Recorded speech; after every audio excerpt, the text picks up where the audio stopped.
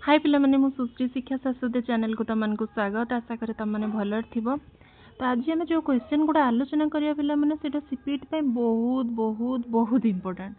तुम मैंने जानी सारला साहित्य सीपीटी पे एते इंपोर्टेंट। सारला दास रचना गुड़ाक केते इंपोर्टेंट, से रचना गुड़ार जहाँ जहाँ क्वेश्चंस अच्छे से केते इंपोर्टेंट तुम मैंने जानी। तो आज जहाँ जहाँ क्वेश्चन आलोचना करबा बहुत इंपोर्टेंट क्वेश्चन आलोचना करबा। एटा फर्स्ट वीडियो माने सारला दास को साहित्यर पार्ट 1 देन 2 3 जहाँ भी जी जाए सरला भाया जी रही ता विषय भी आलोचना करिया। बट आज जी आलोचना करवा जोटा बहुत इंपोर्टेंट निहत रूपे वीडियो एंड जाए देख। आ बाकी किसी डाउट रोचे कि अलग टॉपिक जानवर अच्छी कन्फ्यूजन अच्छी कष्ट हो बुझिया को निहत कमेंट रे कहबो। ठीक अच्छे तो वीडियोटा देख कौन हो कौन रही पिला माने ये सारला साहित्य विषय में लॉन्ग क्वेश्चन भी अपलोड करी।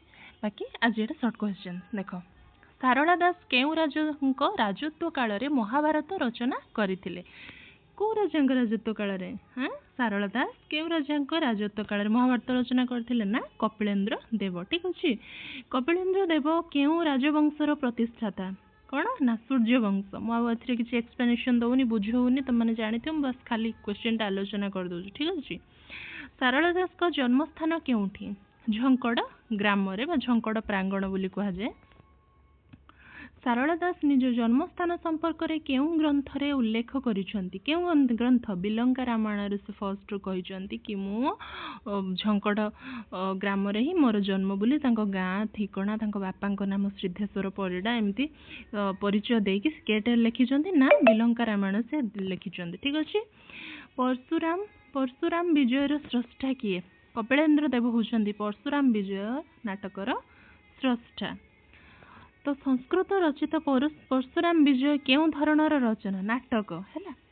जेहेतु कपिलेन्द्र देव थिले सारला दास को समसामयिक। सारला दास जिते लिखुले महाभारत से कपिलेन्द्र देव शासन समय तेणु से जेहेतु सारला साहित्य आलोचना कराउछि तो कपिलेन्द्र देव जेहेतु से टाइम रे राजा थिले तो विषय लेखा संपर्क भी आलोचना करा जिवो एटा कंपलसरी। ठीक अच्छे नेक्स्ट संस्कृत नाटक परशुराम विजय केउ भाषा रे गीतटी संयोजित?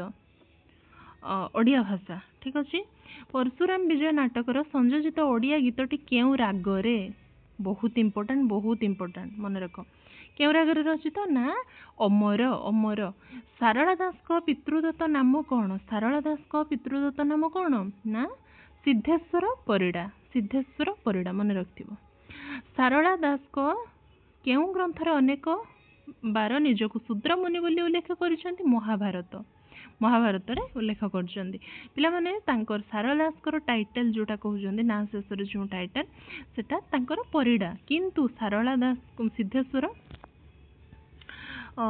हाँ सारला दास जो रोचे कौन हाँ तांकर ना जो रोचे सिद्धेश्वर परिडा पितृदत्त नाम माने तांको बापा ना देइथिले पितृदत्त नाम होचे सिद्धेश्वर परिडा।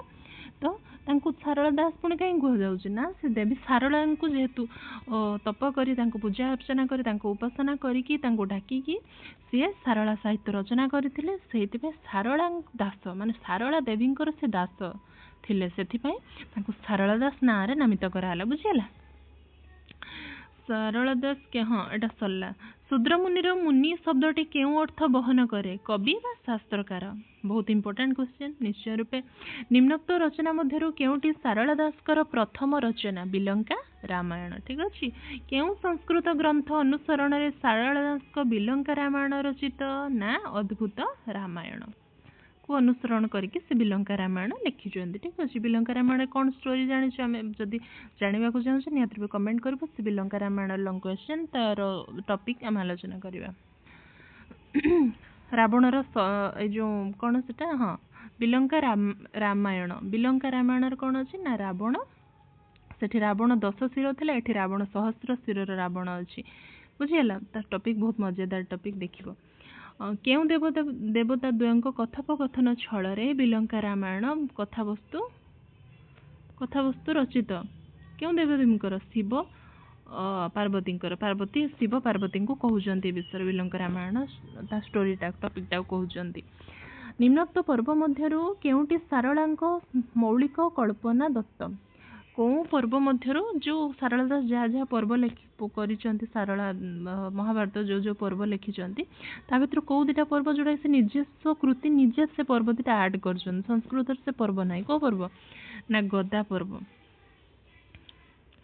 ଗଦା ପର୍ବଟା ସାରଳା ଦାସଙ୍କର ଗୋଟିଏ ଯେଉଁଟା ମୌଳିକ ମହାଭାରତ ସଂସ୍କୃତ ମହାଭାରତ ସେ ପର୍ବ ନାହିଁ, କେବଳ ସାରଳା ଦାସଙ୍କ ନିଜସ୍ୱ କୃତି ସେଇ ପର୍ବଟା ଗଦା ପର୍ବ, ମନେ ରଖିବ।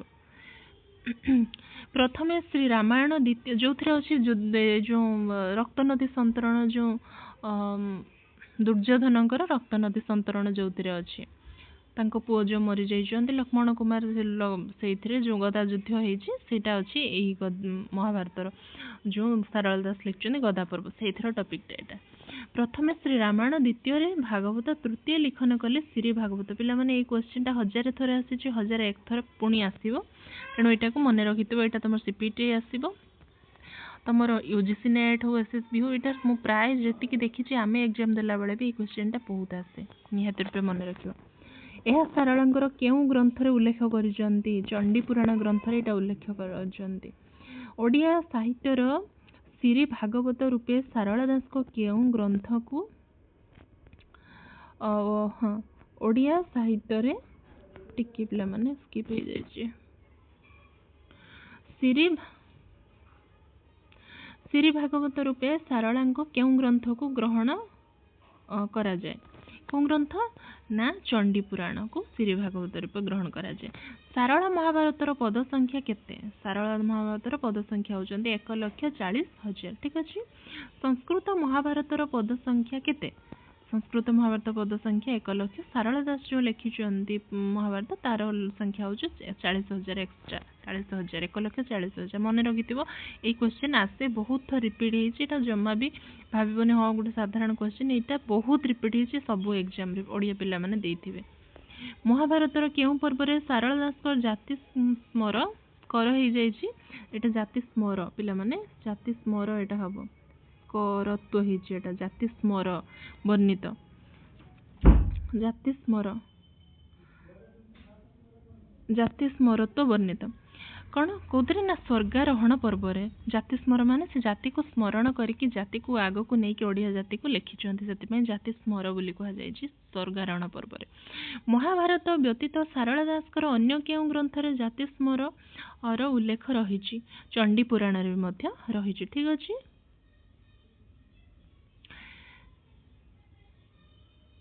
ନିହତ ହୋଇଥିବା ବିଲଙ୍କା ରାବଣର ନାମ କ'ଣ? ସହସ୍ରଶିରା ରାବଣ। ମୁଁ ବୁଝେଇଥିଲି ନା ଆମର ଯେଉଁ ସଂସ୍କୃତ ରାବଣ, ସଂସ୍କୃତରେ ଯେଉଁ ସାରଳା ଦାସଙ୍କର ବର୍ଣ୍ଣନା ଅଛି, ସେ ରାବଣଙ୍କର କ'ଣ ଥିଲା?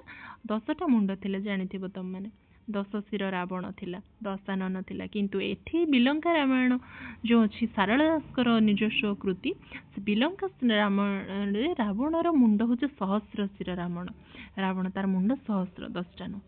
ସାରଳା ଦାସ ମୁଖ୍ୟତଃ କେଉଁ ଧର୍ମାବଲମ୍ବୀ ଥିଲେ?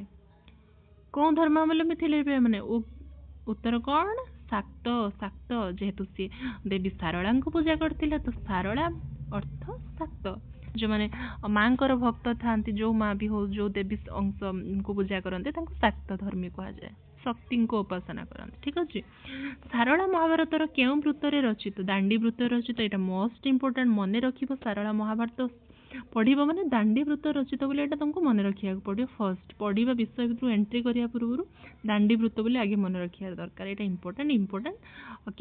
ଯେଉଁ କ୍ୱେଶ୍ଚିନ୍ ମୁଁ ଇମ୍ପୋର୍ଟାଣ୍ଟ କହୁଛି ସେଗୁଡ଼ା କ୍ୱେଶ୍ଚିନ୍ରେ ଆସିବ ଏକ୍ଜାମ୍ରେ, ନିହାତି ମନେ ରଖିବା। ବାକି ଯାହା ବି ଯେଉଁଗୁଡ଼ା ବି ସବୁ କ୍ୱେଶ୍ଚିନ୍ କରିଛି ସବୁଗୁଡ଼ା ହିଁ ଇମ୍ପୋର୍ଟାଣ୍ଟ, ବଟ୍ ମୁଁ ଯେଉଁଗୁଡ଼ା ବାଛିକି କହୁଛି ସେଗୁଡ଼ା ଆହୁରି ବେଶୀ ଇମ୍ପୋର୍ଟାଣ୍ଟ।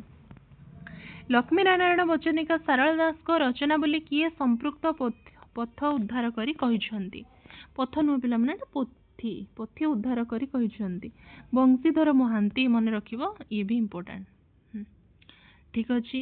ଆଜି 25ଟା କ୍ୱେଶ୍ଚିନ୍ ଆଲୋଚନା କଲୁ, ଆହୁରି ବହୁତ ସାରା କ୍ୱେଶ୍ଚିନ୍ସ ଅଛି ଯେଉଁଟା ଇମ୍ପୋର୍ଟାଣ୍ଟ ଆମେ ନେକ୍ସଟ ଭିଡ଼ିଓରେ ଆଲୋଚନା କରିବା। ଯେଉଁମାନେ ଚ୍ୟାନେଲରେ ନୂଆ ଅଛ ନିହାତି ରୂପେ ଅପଡ଼େଟ୍ ପାଇଁ ନେକ୍ସଟ ଭିଡ଼ିଓ ପାର୍ଟ 2 ଜାଣିବା ପାଇଁ ଚ୍ୟାନେଲରେ ସବସ୍କ୍ରାଇବ୍ କରିଦେବ, ବେଲ୍ ଆଇକନ୍ ଦବାଇଦେବ, ଯେମିତିକି ଯେତେବେଳେ ବି ମୁଁ ଭିଡ଼ିଓ ଅପଲୋଡ଼ କରେ ତମମାନଙ୍କ ପାଖକୁ ଗୋଟେ ନୋଟିଫିକେସନ୍ ସିଓର ଆସିବ। ରହୁଛି, ଧନ୍ୟବାଦ, ଜୟ ଜଗନ୍ନାଥ।